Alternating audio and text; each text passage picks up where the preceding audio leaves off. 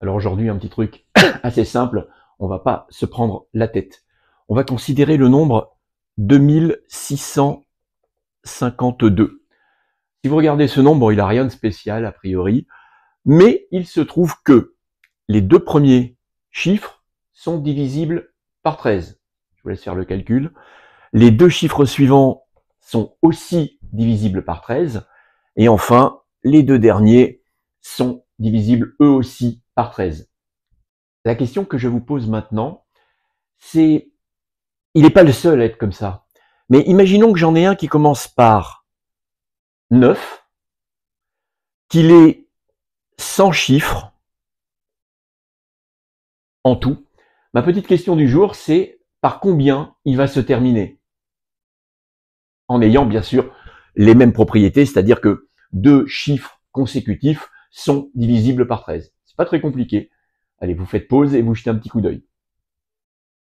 Alors, j'ai écrit la table de 13 à droite. A priori, c'est pas une table qu'on a l'habitude d'utiliser. Donc, on commence par 9 et on va compléter avec des chiffres pour que ce soit des multiples de 13 à chaque fois.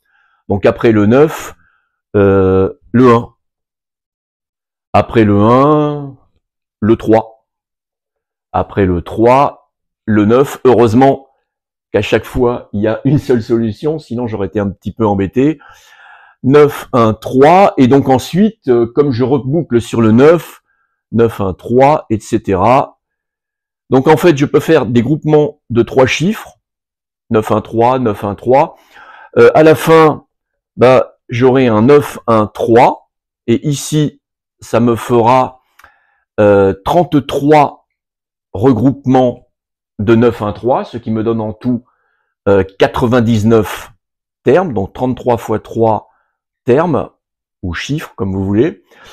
Et donc, le tout dernier qui va arriver après le 3, ce sera un 9.